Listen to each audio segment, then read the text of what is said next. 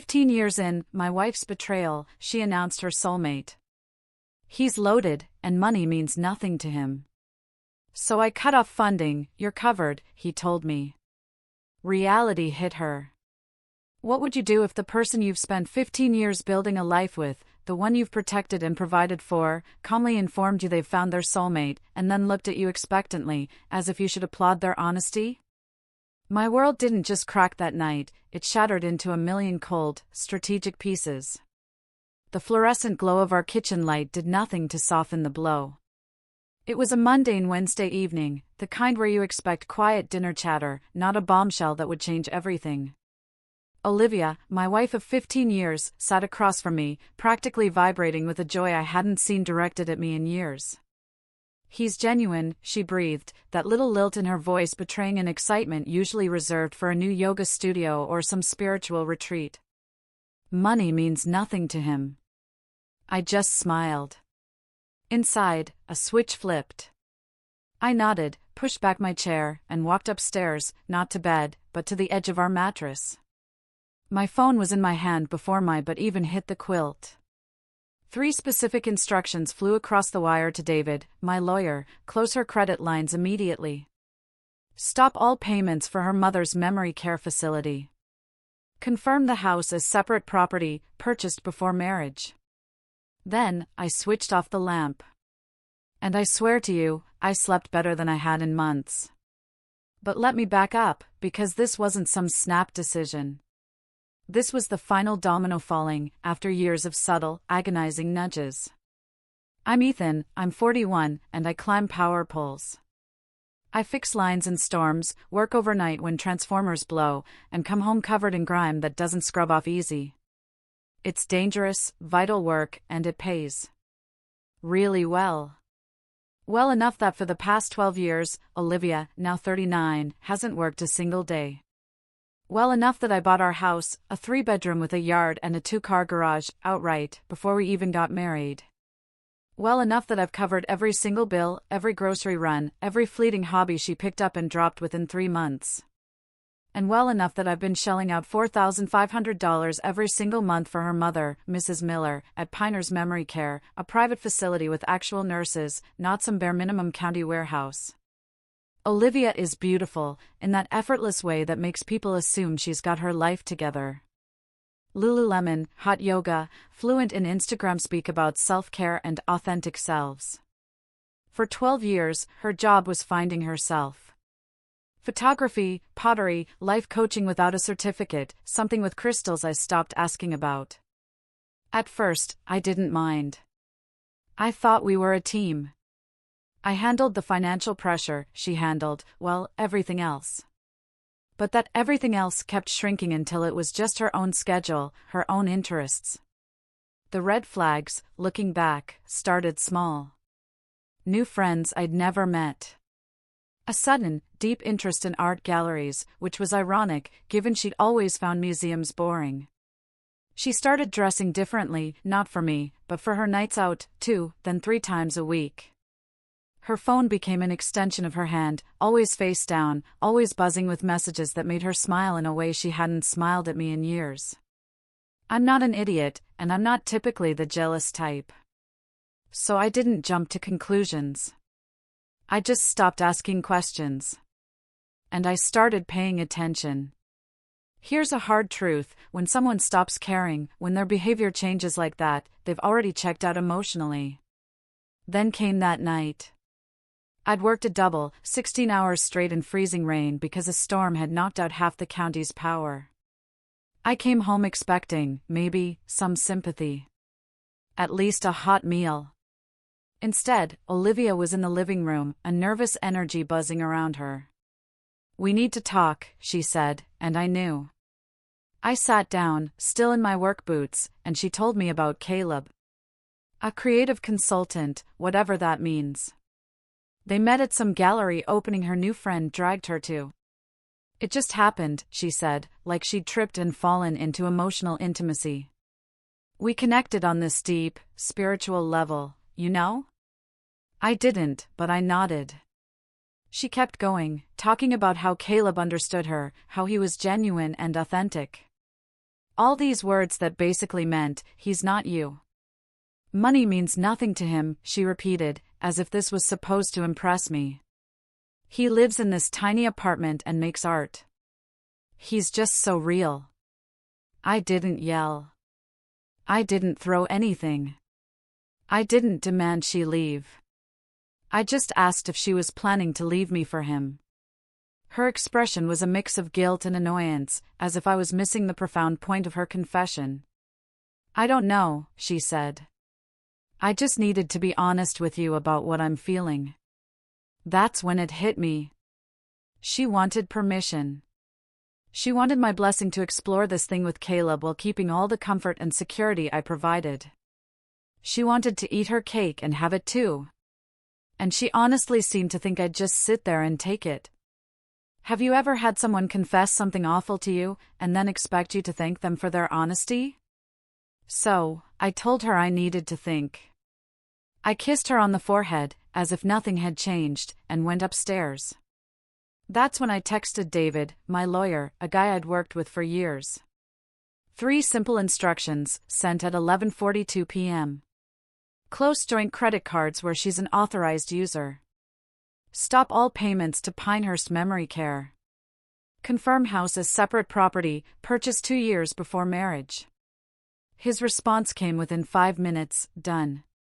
He followed up asking to meet Friday morning. Yes, I typed. Olivia thought I was processing, maybe even coming around to her enlightened perspective on love and soulmates. She smiled at me over coffee the next morning, a grateful look on her face, like I was being so mature and understanding. She had no idea that by the time she woke up, her safety net had already begun to unravel. The joint credit cards were frozen. The call to Pinehurst had already been made, informing them I was no longer responsible for Mrs. Miller's care, and they should contact the family for next week's payment. The house she'd been living in rent-free for over a decade was legally confirmed as mine, and mine alone. I went to work that morning like any other day. Climbed poles, fixed lines, came home exhausted. Olivia was out, probably with Caleb, probably feeling like she'd finally broken free from whatever cage she'd imagined our marriage to be. I made myself dinner, watched some TV, and went to bed early. Friday was going to be interesting, and I wanted to be rested. She thought she'd found her soulmate, someone who didn't care about money. That was about to be tested in ways she couldn't possibly imagine. Because when you spend 12 years not working, not building anything of your own, money suddenly matters a whole lot. She'd smiled that night, thinking I understood. She had no idea her world was about to vanish. And honestly, I slept like a baby knowing what was coming. The red flags weren't new. They'd been there for months. This wasn't vindictive, it was necessary. When someone shows you they're willing to use your resources while exploring other options, you protect yourself. Documentation and preparation matter more than emotional reactions. Friday started normal for me, and apparently, ended in complete chaos for Olivia. Though I didn't find out the details until much later. I went to work at 6 a.m., spent 8 hours replacing insulators on a transmission line, and came home around 4 p.m. to find 19 missed calls and a dozen text messages, all from my wife. I didn't listen to the voicemails right away. I already knew. And honestly, I wanted a shower first. When I finally sat down with a beer and pressed play, the progression was almost entertaining. The first message was confused, asking why her credit card got declined at some downtown restaurant. The second was annoyed, there must be some mistake with the bank. By message 9, she was crying. By message 14, she was screaming. The restaurant incident was perfect timing. Completely unplanned by me, but beautiful in its simplicity.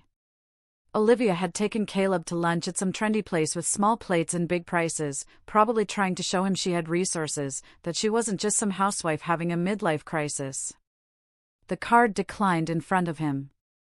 In front of the server. In front of other tables who definitely noticed. She tried another card from the same account. Same result. Caleb apparently offered to pay, which he did, but you could hear the raw humiliation in her voice. This genuine artist who didn't care about money had to rescue her from a $70 lunch bill. And something about that moment, she said, seemed to shift things between them. The real panic came from the call she got about 2 hours later. Pinehurst Memory Care doesn't mess around with payments.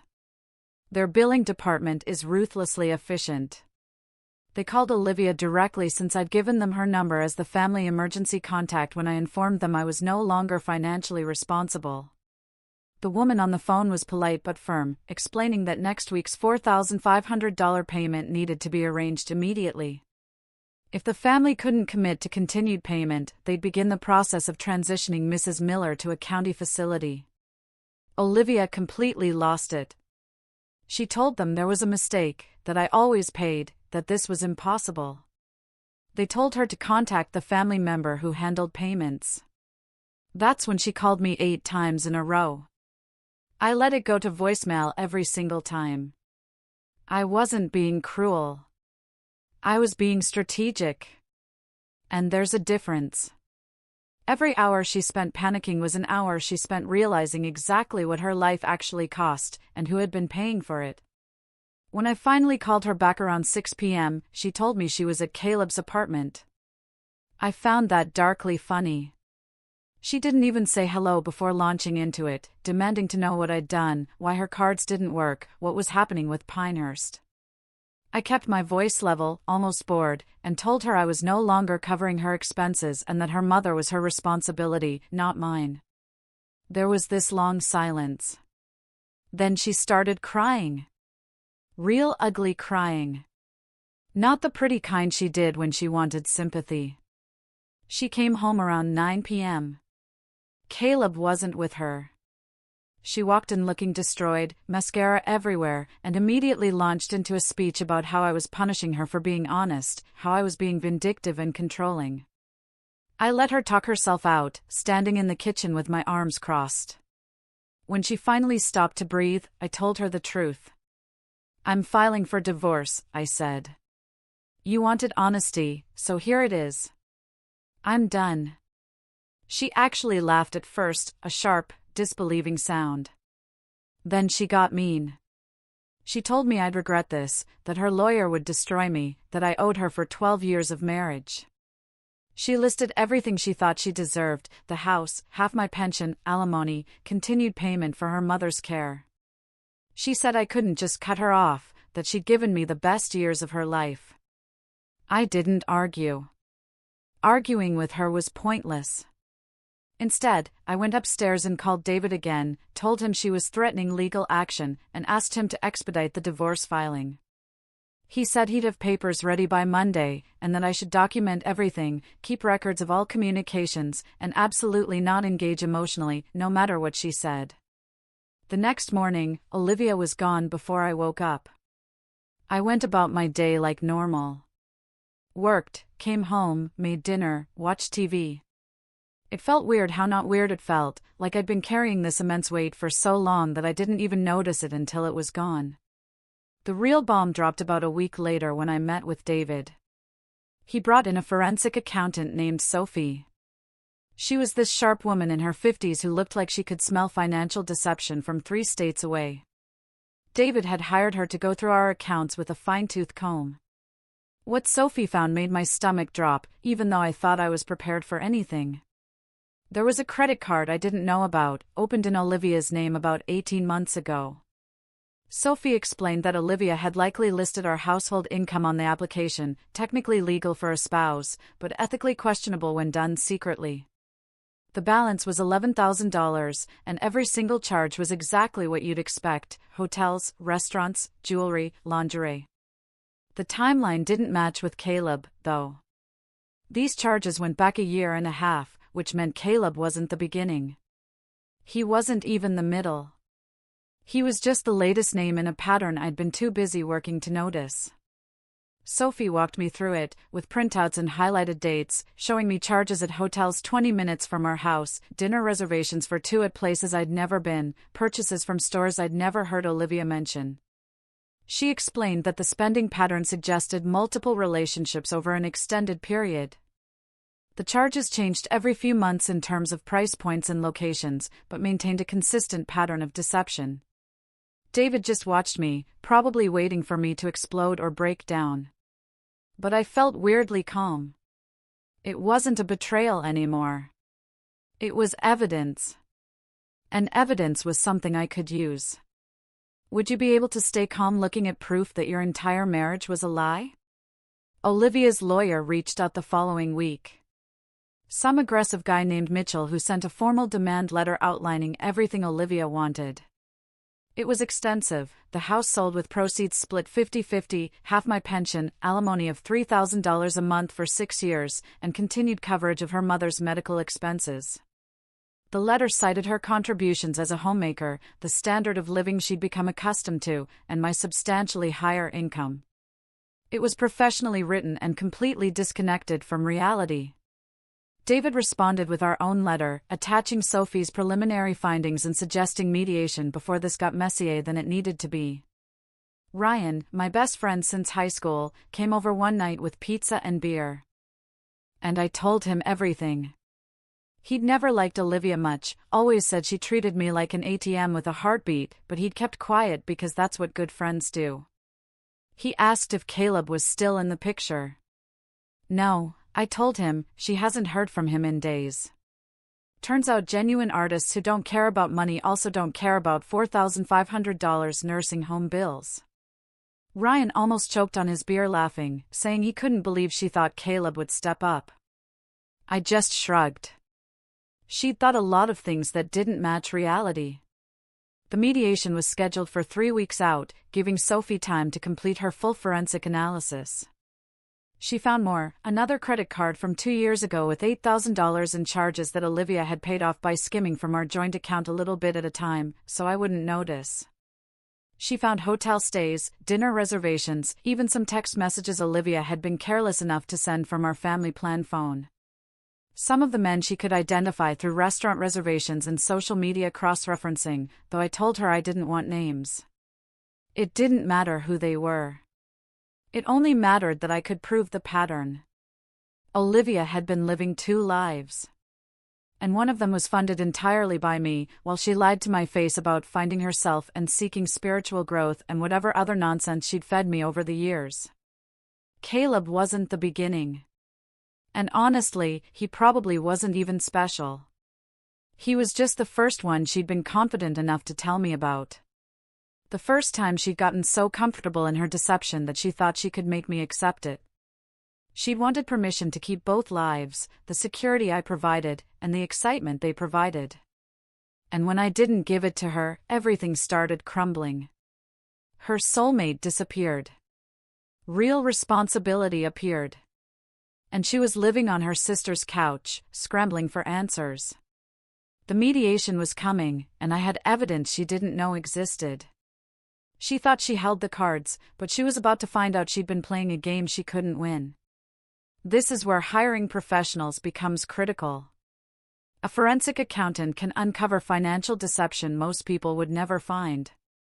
The pattern of behavior matters more in court than individual incidents. And documentation beats emotion every single time in legal proceedings. The mediation happened on a Thursday morning in a conference room that smelled like old coffee and institutional furniture polish. Olivia showed up looking like she'd actually tried. Hair done, makeup perfect, wearing this professional outfit I'd never seen before that probably came from her sister's closet. She had Mitchell with her, the aggressive lawyer who'd sent that delusional demand letter. He had this smug energy, like he thought this was going to be easy money. David sat next to me, with Sophie on his other side. Between the 3 of us, we had 2 bankers' boxes full of documentation. I watched Olivia's eyes flick to those boxes and saw the first crack in her confidence, just a tiny moment of uncertainty before she covered it with that fake smile she used when she was nervous. Mitchell started strong, laying out Olivia's position like he was performing opening arguments in a trial.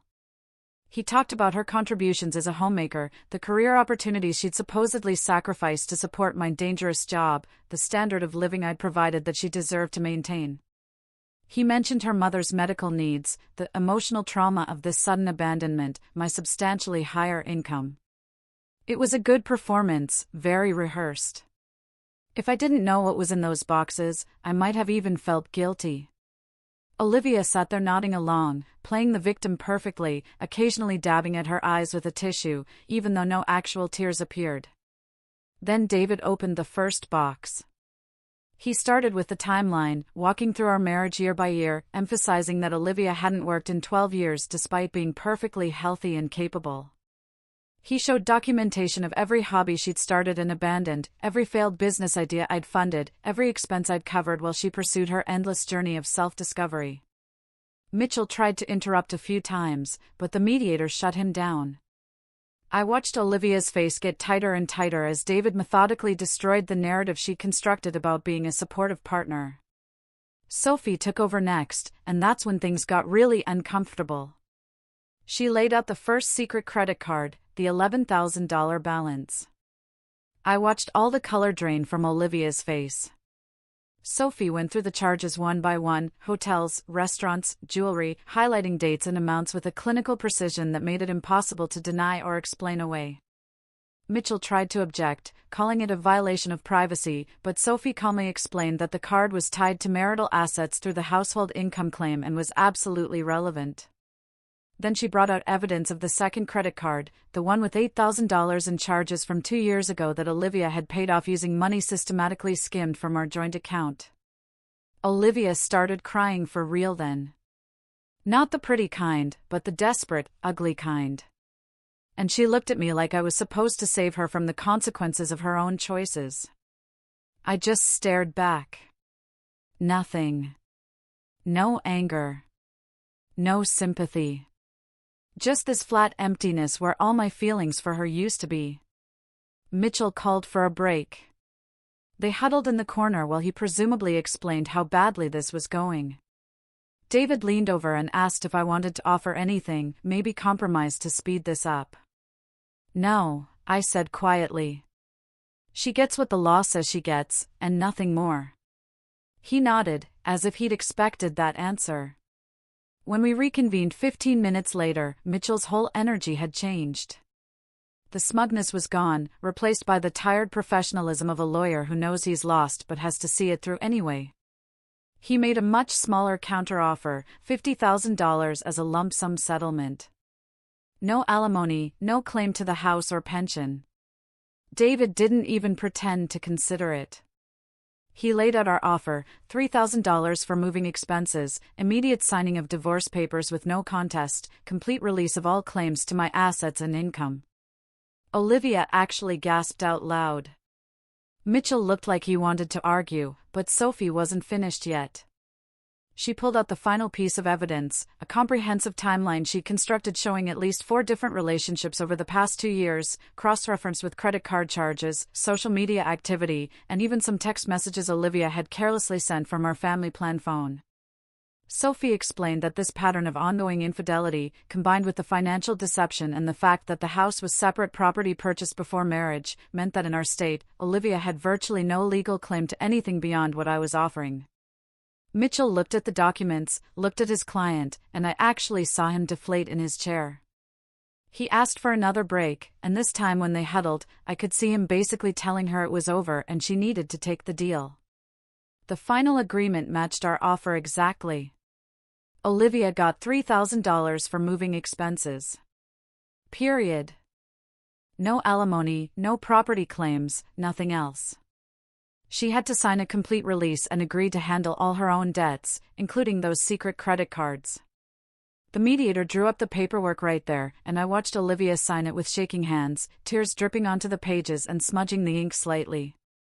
Mitchell packed up quickly, probably eager to get away from this disaster of a case. Olivia just sat there for a minute after they left, staring at nothing. I stood up to go, and she finally looked at me. "Ethan," she said, her voice cracking. I stopped, but didn't turn around. She asked if we could talk privately, just the two of us. I told her there was nothing left to say. David touched my arm, and we walked out together, leaving her sitting in that conference room with all her choices and consequences laid out in front of her. The divorce was finalized 6 weeks later, quick and clean, because there was nothing left to fight about. I heard through Ryan, who heard from someone else, that Olivia had found work at Target and was still living at her sister's place. Mrs. Miller had been moved to a county facility, one of those places where the staff is overworked and underpaid, and the residents sit in front of TVs all day. Caleb had apparently vanished completely, along with whatever other men she'd been seeing, because it turns out spiritual connections don't survive reality very well. I changed the locks on the house, not because I thought she'd try anything, but because it felt symbolic. Like closing a door that should have been closed years ago. One Saturday afternoon, about 2 months after everything was finalized, I was in the garage organizing tools when someone knocked on the front door. It was Olivia, looking smaller somehow, tired in a way that makeup couldn't hide anymore. She asked if she could come in. I stepped outside instead, closing the door firmly behind me. She said she'd been doing a lot of thinking, that she'd made terrible mistakes, that maybe we could try again and work things out. "I'm different now," she said, her voice taking on that pleading quality I'd never heard from her before. "I understand what I had, what I threw away." I just looked at her for a long moment. Really looked at her. And then I told her the truth she needed to hear. "You're not sorry for what you did," I said calmly. "You're sorry it didn't work out the way you wanted." She tried to argue, started to explain, but I held up my hand and told her it was time for her to leave. She stood there for another minute, like she was waiting for me to change my mind. And when I didn't, she finally walked back to her beat-up car and drove away. I went back inside. The house was quiet. Really quiet. But for the first time in years, it didn't feel empty. I made dinner for myself, watched a game on TV, went to bed early because I had an early shift the next morning. My life looked almost exactly the same from the outside, same job, same house, same basic routine. But something fundamental had shifted. I wasn't carrying anyone else's weight anymore. Wasn't funding anyone else's fantasies, or paying for anyone else's mistakes, or pretending not to notice signs. I absolutely noticed. She'd chased what she thought was a deeper connection, a soulmate, something more real than what we had, and she'd lost everything in the process. I'd lost a wife, but I'd finally found something I'd forgotten I was missing for 15 years, myself, and the peace that comes with not being taken for granted. The biggest takeaway from this entire nightmare is understanding the difference between reacting emotionally and responding strategically. Financial independence, proper documentation, and professional legal help made all the difference when my relationship ended. Most importantly, someone who truly values you won't mistake your kindness for weakness or your support for unlimited tolerance of disrespect. Have you ever had someone mistake your generosity for gullibility? What do you think about how I handled this? Let me know your thoughts in the comments below. I'm reading everything.